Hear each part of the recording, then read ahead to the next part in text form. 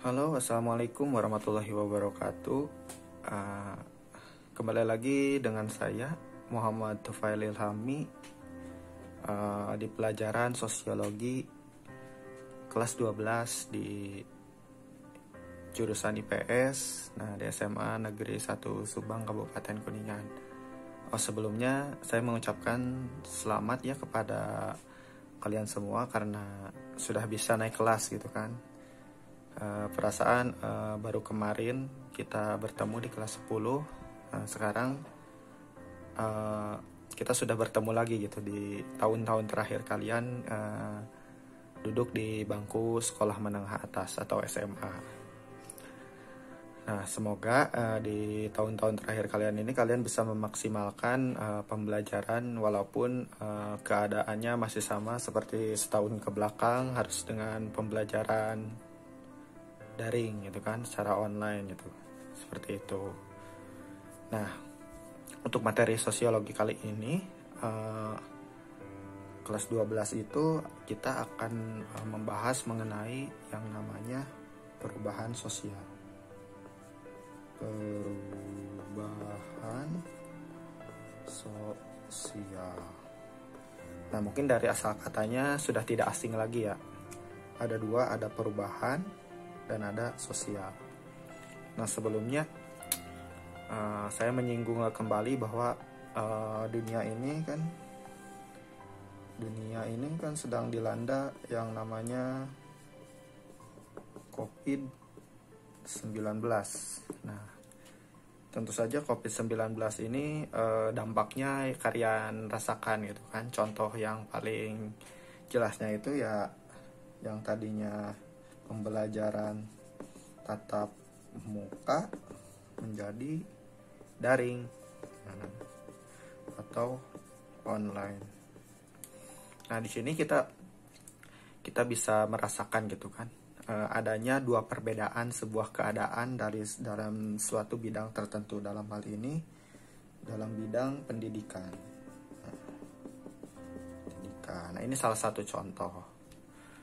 Nah, keadaan yang berubah ini dari keadaan A menjadi keadaan B. Nah, ini yang dinamakan dengan perubahan.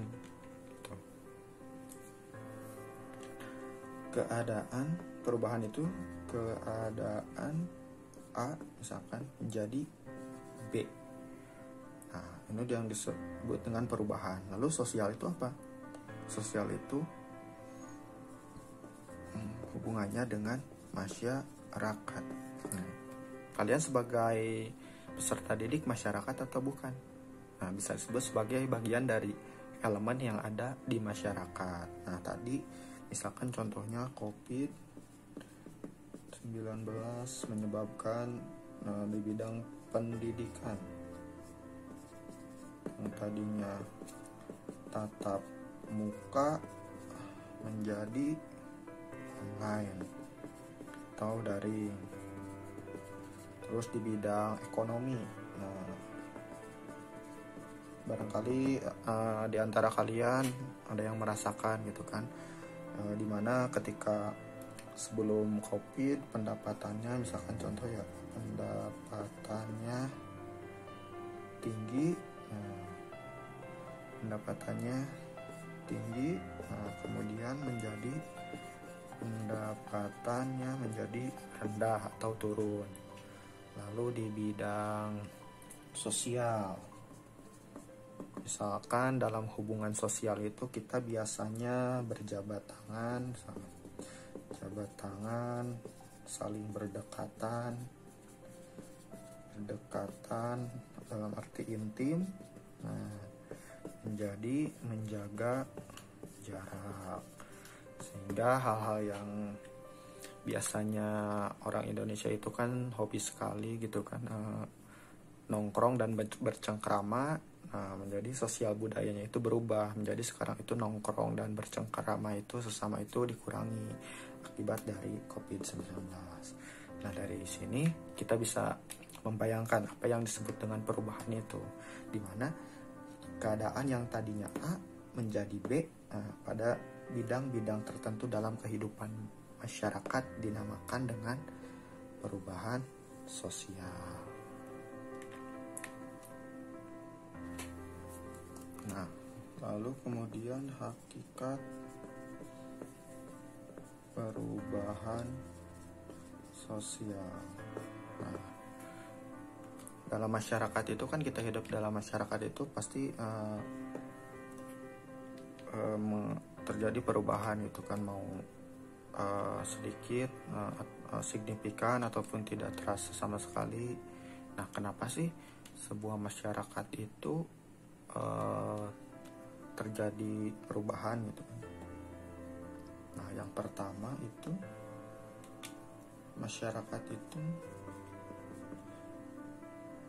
sifatnya kebanyakan dinamis. Nah, dinamis ini sendiri artinya masyarakat itu selalu berubah-ubah, itu kan. Yang kedua itu masyarakat itu mudah bosan. Nah, kebosanan ini biasanya mendorong kelompok masyarakat atau bahkan individu tertentu untuk melakukan yang namanya perubahan sosial. Mudah bosan atau tidak puas. Nah, dengan keadaan yang dia alami itu kan. Misalkan contohnya dia merasa tidak puas dengan cara komunikasi satu sama lain yang tadinya. Kemudian masyarakat itu mulai mengadaptasi teknologi baru yang tadinya menggunakan surat, karena tidak puas karena surat itu sangat lama. Kemudian orang tua yang tadinya hanya menggunakan surat bisa menggunakan smartphone untuk berkomunikasi. Terus yang ketiga itu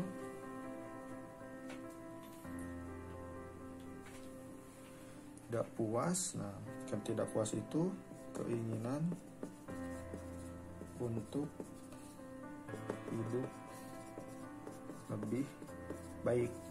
Nah, pada dasarnya yang namanya berubah itu pasti masyarakat itu, terutama perubahan-perubahan yang direncanakan itu mengarahkan masyarakat ke arah yang lebih baik gitu kan. Keinginan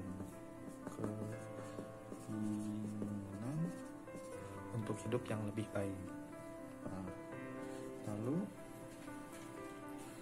masyarakat menyesuaikan diri dengan masyarakat lain yang lebih dominan.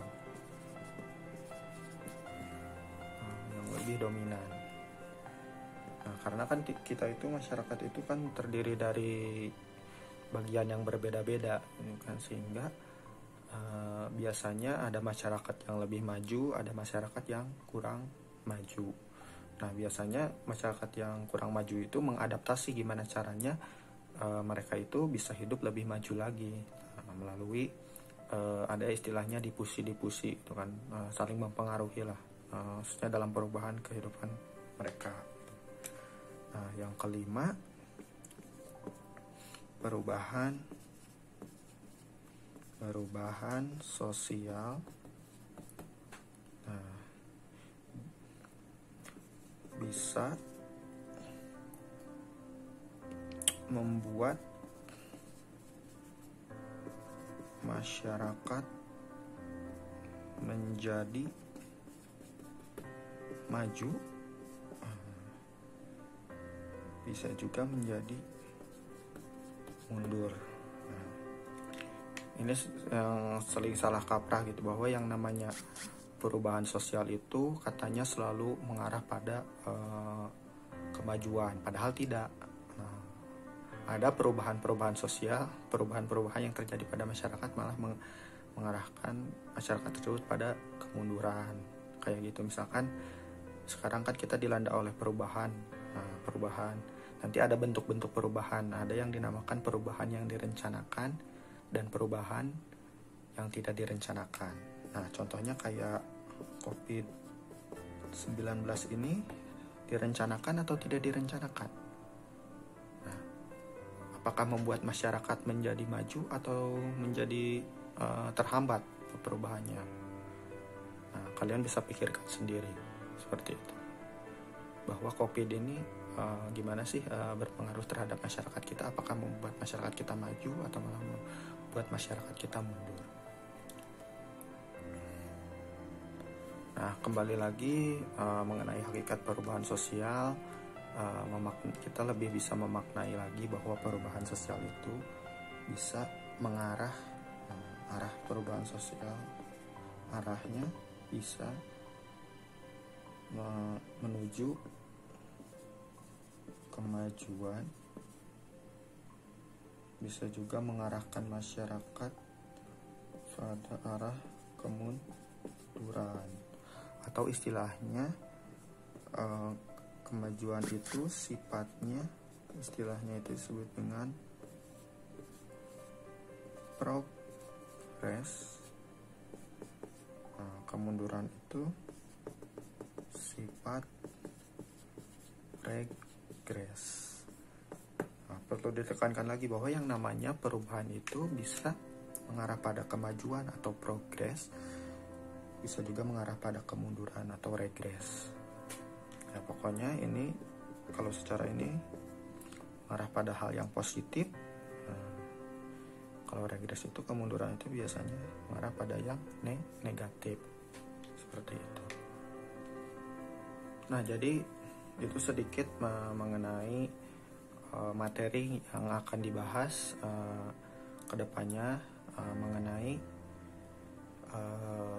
perubahan sosial di materi di kelas 12. Nanti kita akan belajar lagi mengenai ada yang namanya teori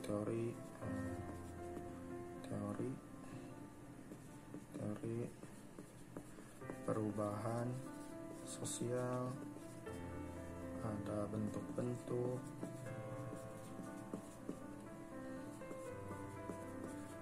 perubahan sosial, ada juga faktor pendorong dan penghambat perubahan sosial di pertemuan selanjutnya. Karena menurut saya materi ini materi yang lumayan gampang untuk dipelajari. Jadi selama belajar semoga semester ini kita bisa mempelajari materi sosiologi ini dengan lancar. Terima kasih. Assalamualaikum warahmatullahi wabarakatuh.